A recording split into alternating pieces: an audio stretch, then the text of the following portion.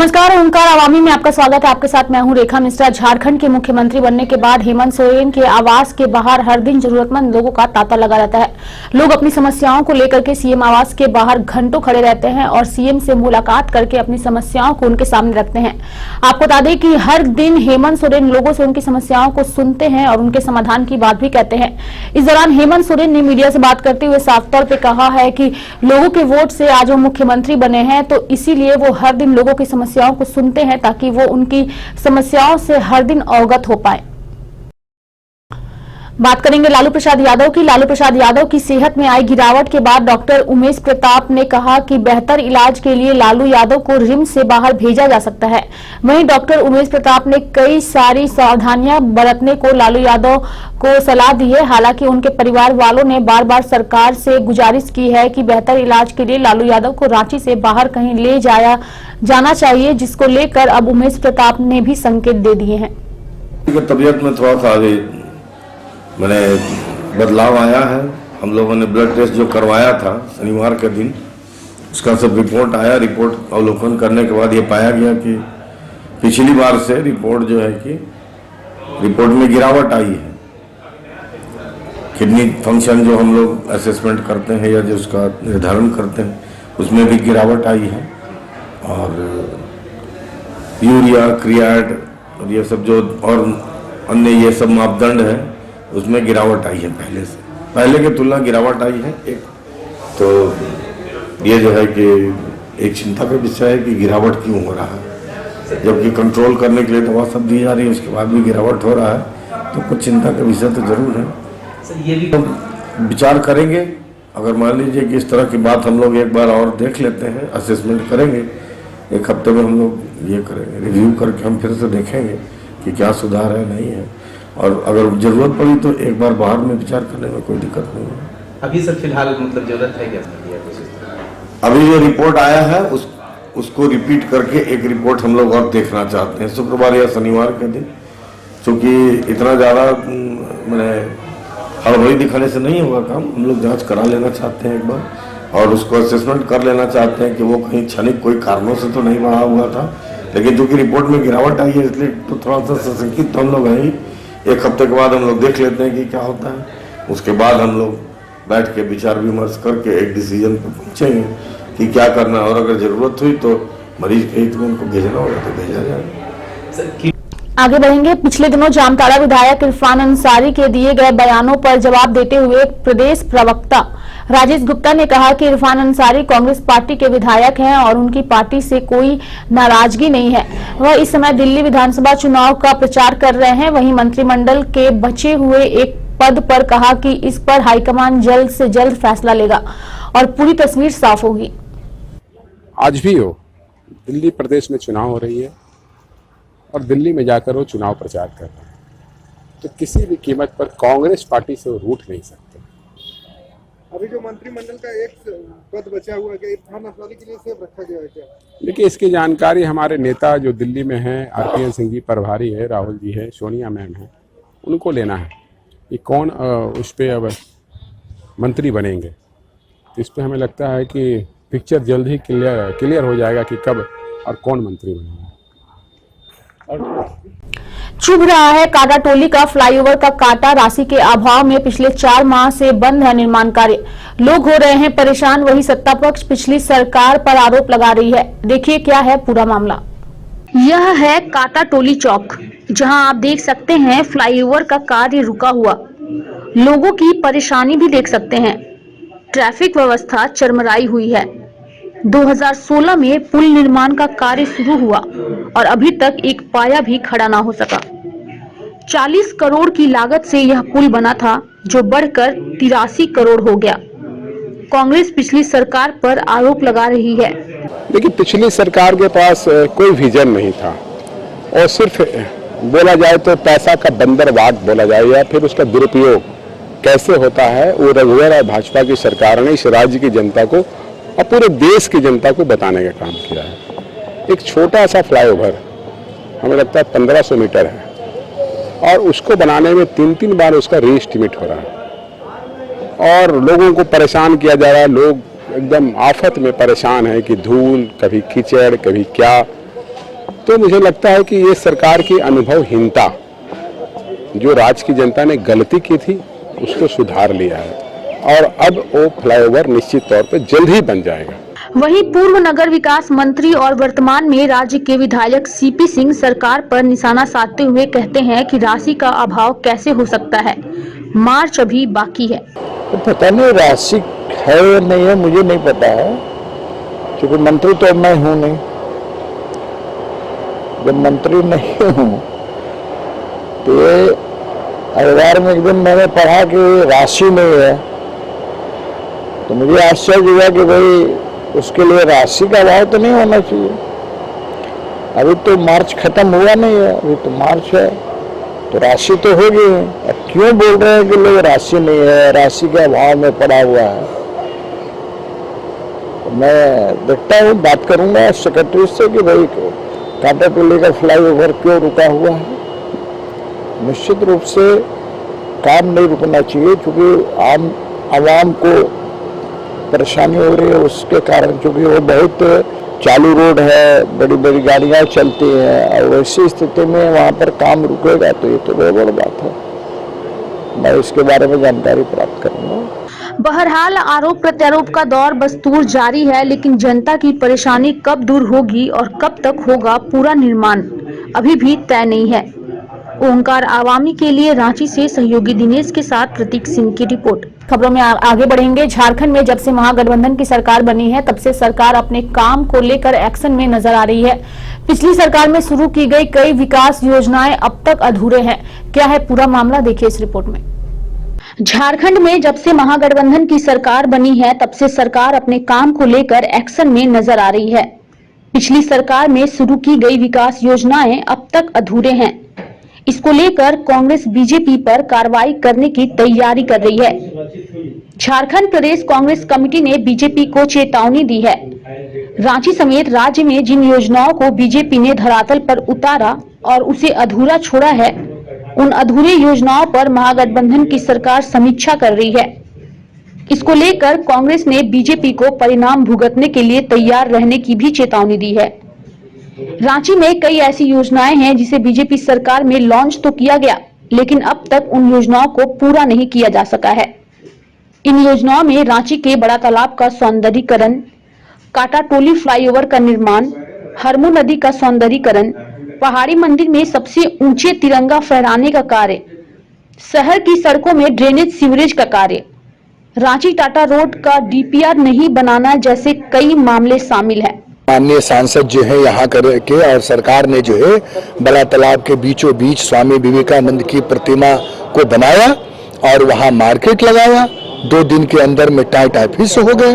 पहाड़ी मंदिर में सबसे ऊंचा तिरंगा फहराने का गौरव हासिल किया, वो तिरंगा आज भी नहीं फहर रहे हैं। तो देखिए, भारतीय जनता पार्टी के जल्दबाजी में किए गए फैसले इस शासन के लिए और राज्य की जनता के लिए काफी दुखदायी हुए। आज बड़ा तालाब को इस नरक में पहुंचाने के लिए कौन जिम्मेदार है? हरमू नदी को करोड़ों रुपए खा जाने वाली कौन सरकार जिम्मेदार है? कांटा टोली का फ्लाईओवर नहीं बन पाया, कौन जिम्मेदार है? टाटा रांची सड़क का जो है डीपीआर पिछले 10 वर्षों से नहीं बन पा रहा, बढ़ता जा रहा है, कौन इसके लिए जिम्मेदार है? रांची की सड़कों में जो है वो ड्रेनेज और सीवरेज की क्या स्थिति है, किससे छुपी हुई है? तो कौन है इसके लिए जिम्मेदार? ये सारी जिम्मेदारी भारतीय जनता पार्टी की है और सारे उनके किए गए कार्यों का ये गठबंधन की सरकार समीक्षा भी कर रही है और उस समीक्षा के बाद जो परिणाम आएंगे उसको भुगतने के लिए तैयार रहेगी। वहीं जब मामले को लेकर आम नागरिकों से पूछा गया तो उन्होंने साफ तौर पर कहा कि नगर निगम सफाई के लाख दावे करती है, लेकिन सफाई पर विशेष ध्यान नहीं देती, जिससे तालाब का सौंदर्यीकरण नहीं हो पा रहा है। देखिए, निगम को तो हर जगह हर तालाब में ध्यान देना ही चाहिए, खास करके इसमें भी देना चाहिए, क्योंकि यहाँ भी विवेकानंद जी का प्रतिमा स्थापित हो चुका है और यहाँ पर जब मूर्ति विसर्जन करने के लिए अलाउ किया है तो कम से कम एक जगह मूर्ति विसर्जन के लिए जगह बना देना चाहिए था और इसमें प्रत्येक दिन कंटिन्यू यानी कि सफाई के लिए यहाँ पर कर्मचारियों को लगाया जाना चाहिए ताकि तालाब साफ सुथरा रहे, लोग यहाँ पर आए देखे सुने तो अच्छा लगे। और साथ ही साथ जलकुंभी जो है इसको भी सफाई करना चाहिए, क्या कि जलकुंभी इतना ज़्यादा हो गया है कि एक दिन में यानी एक की जगह 10 पैदा करता है ये हमको लगता है कि आए दिन ये तालाब पूरा जलकुंभी से भर जाएगा। तो नगर निगम को इस पर भी ध्यान देना चाहिए। मानते हैं नगर निगम की लापरवाही है? नगर निगम का तो लापरवाही है ही, साथ ही साथ आम जनता का भी लापरवाही है। यहाँ का लोकल लोगों को भी कम से कम इस पर आवाज उठाना चाहिए था, और जो लोग तालाब गंदा करते हैं उन लोग को भी ध्यान देना चाहिए कि भाई ये सार्वजनिक चीज है, तो इस पर थोड़ा सा आदमी को अपने से भी साफ सफाई में ध्यान देना चाहिए। बहरहाल बीजेपी ने जल्दबाजी में कई ऐसे फैसले लिए लेकिन उसे पूरा नहीं किया, जिससे राज्य की जनता को ठेस पहुंची है। ऐसे में महागठबंधन की सरकार अब बीजेपी के किए गए कार्यों की समीक्षा कर रही है। उसके बाद जो परिणाम आएंगे उसके मुताबिक बीजेपी को परिणाम भुगतने पड़ेंगे, ये बात कांग्रेस कर रही है। अब ये देखना होगा कि आने वाले समय में महागठबंधन की सरकार क्या कुछ फैसला लेती है भाजपा के लिए। ओंकार आवामी के लिए रांची से सहयोगी दीपक के साथ मनीष झा की रिपोर्ट। लोहरदगा में ड्यूटी के दौरान तैनात एक सिपाही अजय राम, जो कि पलामू जिला निवासी थे, उनकी मौत हो गई, जिसके बाद वहां ड्यूटी पर तैनात अन्य पुलिस कर्मियों ने हंगामा किया और सभी गुस्से में हैं। उनका कहना है कि उन्हें 24 घंटे ड्यूटी पर तैनात कर दिया गया है और सुविधा के नाम पर कुछ भी दिया नहीं जा रहा है। जरा आप भी सुनिए आक्रोशित पुलिसकर्मी किस कदर सिस्टम पर भड़ास निकाल रहे हैं। नाम हुआ अजय राम। कैसे हुआ? ये तो ठंडा से हुआ है। क्या व्यवस्था मिल रही है? व्यवस्था यहाँ का जो व्यवस्था है महाघटिया। यहाँ का पुलिस प्रशासन, एसपी, डीसी निकम्मा, कोई काम का नहीं है, समझे ना। इसके बाद भी, कहने के बाद भी ये लोग, हम लोग का बात बरगलाया गया है कि नहीं, आप लोग को ड्यूटी करना ही है। पानी मांगने पर, खाना मांगने पर बोलता है कि कुछ नहीं मिलेगा, यहाँ सस्पेंड कर दिया जाएगा, ये कर दिया जाएगा, धमकी देता है ऊपर से। यहाँ हम लोग का यहाँ देखने के लिए रांची से कुछ पदाधिकारी आए हुए हैं, आईजी हमारा आए हुए हैं, डीजी साहब, डीआईजी साहब भी आए हुए हैं। ये लोग का भी मतलब कि हम लोग के विषय में कुछ ये लोग भी नहीं सोचे हैं। जवान को क्या तकलीफ है, जवान कैसे सूत रहा है, कैसे कहाँ रह रहा है, 15 घंटा ड्यूटी, क्या खाना खा रहा है। 24 घंटा जवान रोड में ड्यूटी में रहेगा। 24 घंटा रोड में लगा, ड्यूटी में रहने के बावजूद भी थोड़ा सा ढिलाई देखता है तो कहता है कि सस्पेंड करेंगे। 24 घंटा ड्यूटी में लगा रहता है। वहीं पाकुड़ में लकड़ी तस्करी की मिली सूचना पर छापेमारी करने गई वन विभाग की टीम पर तस्करों एवं उसके गुर्गों ने जानलेवा हमला कर दिया। किए गए हमले में वन विभाग के सरकारी वाहन का चालक ओम प्रकाश तूरी जख्मी हो गया और गाड़ी भी क्षतिग्रस्त हुआ है। घटना पकुड़िया थाना क्षेत्र के डुमर घाटी के निकट उस वक्त घटी जब वहां विभाग की टीम ने लकड़ी से लदे ट्रक को पकड़ लिया। लगभग 2 दर्जन की संख्या में लकड़ी तस्कर के गुर्गे लाठी डंडे से लेकर लैस होकर पहुंचे और अचानक हमला बोल दिया। घटना को लेकर वनरक्षी नीलू निकुड़ियुस किस्कू की शिकायत पर पाकुड़िया थाने में एफआईआर दर्ज किया गया है। कल रात को हमको गुप्त सूचना मिली थी कि दुमका तरफ से कुछ लकड़ी तस्कर डुमरघाटी होते हुए बंगाल तरफ जाएंगे तलवा मोड़ से। तो हमने दल गठित करके होमगार्ड सबके सहारे भेजा था जांच के लिए। इसी दौरान रात में करीब 12 बजे ये लोग लकड़ी को, ट्रक को इंटरसेप्ट किया, पकड़ा। लेकिन अपराधी लोग ज्यादा संख्या में आ गया, गाड़ी बंद हो गया था, स्टार्ट नहीं हो रहा था और ओवर पावर कर लिया, अटैक कर दिया। हमारे कुछ लोग भी हल्का फुल्का घायल हुए हैं, हमारे गाड़ी का शीशा टूट गया है। और इसी दरमियान भयभीत करके, हमारे वनकर्मियों को भयभीत करके वो लोग ट्रक छोड़ा के ले गया। और पुलिस बल के साथ भी हम लोग खोजबीन किए रात में, लेकिन किसी का नहीं मिल पाया। तो इस संबंध में स्थानीय थाना में प्राथमिकी दर्ज की जाएगी। वहीं रांची के सदर अस्पताल में हुए मारपीट को लेकर एंटी रेबीज के डॉक्टर एके सिंह ने बतलाया कि डॉक्टरों की सुरक्षा आए दिन चुनौतीपूर्ण बनती जा रही है। वैसे में कल कृष्ण कुमार महतो नाम के सदर अस्पताल के ही कर्मचारी आकर हल्ला गुल्ला मचाने लगे और मारपीट करने लगे, जिससे कि सिस्टर को चोट लगा और डॉक्टर एके सिंह से भी धक्का मुक्की की गई, जिसकी निंदा करते हुए डॉक्टर एके सिंह ने बताया कि हमारी सुरक्षा की गारंटी कौन लेगा। कल इसी तरीके से काम हो रहा था। एक आदमी आए जो अपने को बोले कि हम सिविल सर्जन कार्यालय में कार्यरत हैं और मेरा नाम कृष्ण कुमार महतो है। तो हम लोग कोई स्टाफ उनको नहीं पहचान पाते। जैसे हम लोग सिविल सर्जन कार्यालय के सारे कर्मचारी को जानते ही हैं, उनको हम लोग कोई नहीं पहचान पाए, लेकिन फिर भी उनका हम लोग काम कर दिए। और काम करने के बाद वो दोबारा आकर के हम लोग के साथ मारपीट करने लगे। हमको भी मारे, सिस्टर लोग को भी धक्का मुक्की सबके करके भगा दिए। पेशेंट 2-4 को था बेचारा मजबूत, तो वही 2-4 को मारा और वो भागते चला गया।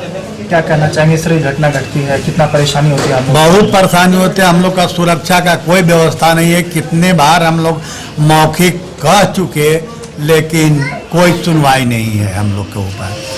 ये स्थिति प्रतिदिन की है। सोमवार को दिन तो बहुत ज्यादा रहता है। कल तो 350 के लगभग केस हुआ भी है। वहीं पोटका थाना क्षेत्र के कलिकापुर में तेज रफ्तार का कहर देखने को मिला। अनियंत्रित ट्रेलर घर में घुस गया, जिससे घर पूरी तरह क्षतिग्रस्त हो गया। ड्राइवर गाड़ी में फंस गया, जिसे स्थानीय लोगों और पोटका पुलिस की मदद से रेस्क्यू कर निकाला गया। ड्राइवर की गंभीर हालत को देखते हुए उसे टीएमएच में भेज दिया गया। खबरों में आगे बढ़ेंगे। विश्व कैंसर जागरूकता दिवस के अवसर पर सूबे के सबसे बड़े अस्पताल रिम्स में कैंसर का बेहतर इलाज हो, इसके लिए डॉक्टरों की टीम पूरी कोशिश कर रही है। लगातार लोगों को जागरूक करने के साथ साथ मरीजों का उपचार कैसे बेहतर किया जाए, इसको लेकर रिम्स कड़ी मशक्कत कर रहा है। क्या है पूरा मामला, देखिए इस रिपोर्ट में। विश्व कैंसर जागरूकता दिवस के अवसर पर सूबे के सबसे बड़े अस्पताल रिम्स में कैंसर का बेहतर इलाज हो सके, इसके लिए डॉक्टरों की टीम पूरी कोशिश कर रही है। लगातार लोगों को जागरूक करने के साथ साथ मरीजों का उपचार कैसे बेहतर किया जाए, इसको लेकर रिम्स कड़ी मशक्कत कर रहा है। लेकिन मैन पावर की कमी होने के कारण और बेड की कमी होने के कारण मरीजों को कई दिनों तक इंतजार करना पड़ता है। रिम्स के डॉक्टरों से इलाज कराने के बाद कितना संतुष्ट है? बहुत संतुष्ट है सर। देखिए, बाहर जाने से हम लोग को बहुत दिक्कत होती, यहाँ रिम्स में जब खुल गया है तो ये बहुत अच्छे झारखंड के लिए है। बहुत अच्छा हो रहा है कि यहाँ का जो जनता है उनके लिए बहुत दिक्कत होती थी, आज उनके लिए दिक्कत नहीं हो रही। यहाँ आराम से मान लीजिए आ जा रहा है तो भी कोई दिक्कत नहीं है। यहाँ थोड़ा बेड का प्रॉब्लम है, अगर यहाँ खुल जाती है, शिफ्ट हो जाता है तो मरीज के लिए दिक्कत नहीं होगी। ठीक है, तो यहाँ पे ट्रीटमेंट बहुत अच्छा हो रहा है। काफ़ी रोहित सर, अजीत सर, अलग सर और तीनों सर बहुत अच्छा है, मतलब डॉक्टर है, सबको मतलब मजबूरी समझते हैं। ठीक है सर, यहाँ पे सब अच्छा होता है, लेकिन यहाँ एक ही प्रॉब्लम बेड कम है सर। बेड थोड़ा बढ़ा देते तो अच्छा होता बस। और भी पेशेंट का इलाज होता है? हाँ, और भी पैसा मतलब बाहर रहते हैं तो कोई 2-3 दिन होता है, मतलब तकलीफ होती है, तब भी मतलब उन लोग मतलब बाहर भेजना पड़ता है। ठीक है, अगर बेड थोड़ा बढ़ा दे तो और भी अच्छा होता है। रिम्स के ओंकोलॉजिस्ट डिपार्टमेंट के डॉक्टर रोहित झा ने कहा कि कई प्रकार के कैंसर जैसे माउथ कैंसर, ब्रेस्ट कैंसर, फेफड़े का कैंसर के कारण तंबाकू और सिगरेट पीना है। कैंसर से बचना हो तो तंबाकू का कम से कम सेवन करना चाहिए। यहाँ पर जो मरीजों को समझाया गया कि कैसे कैंसर को अर्ली स्टेज में पहचानें, क्या कैंसर के कॉमन लक्षण होते हैं, कौन कौन से कॉमन कैंसर्स हैं, जैसे कि मुंह का कैंसर, ब्रेस्ट कैंसर, सर्विक्स का कैंसर, मलद्वार का कैंसर, इनको कैसे पहचानें अर्ली स्टेज में और कैसे डॉक्टर को कंसल्ट करें। साथ ही में हम लोगों ने एक सिग्नेचर कैंपेन भी किया है।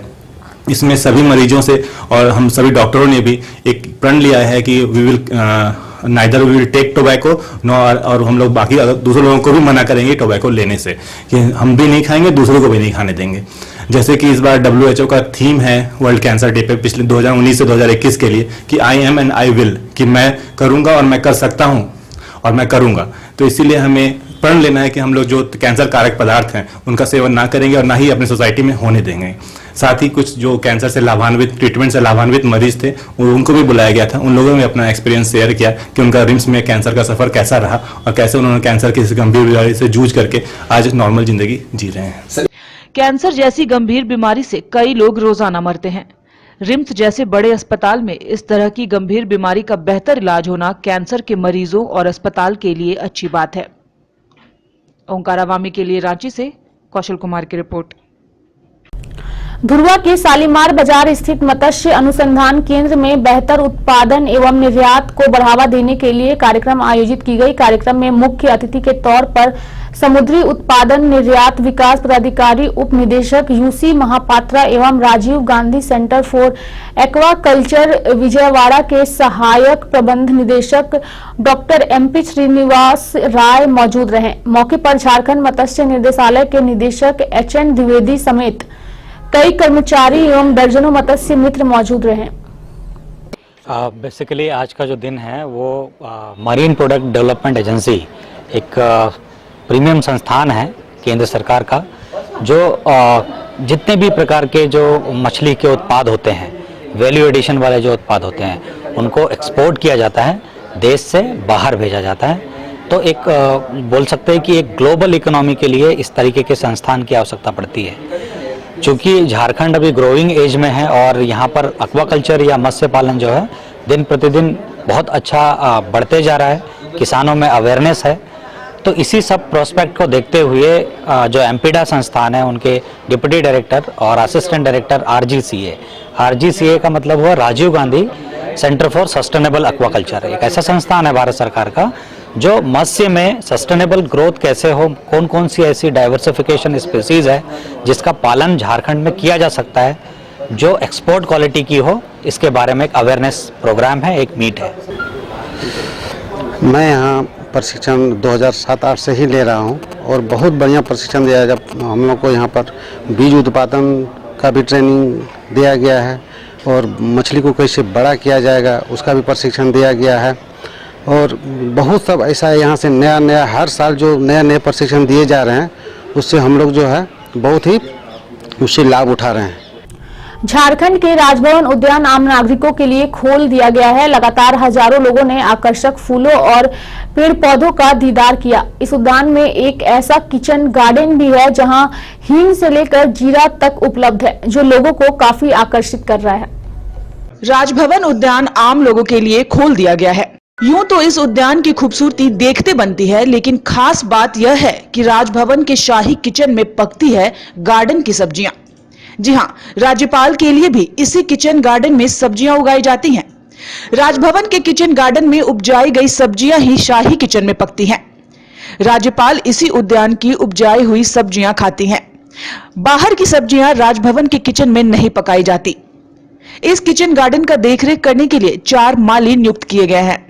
इन्हीं की देखरेख में सब्जियां उगाई जाती हैं और शाही किचन तक पहुंचाई भी जाती हैं। कई मायनों में राजभवन उद्यान में बनाया गया यह किचन गार्डन बेहतरीन है। सब खास है, कोई बेखास नहीं है।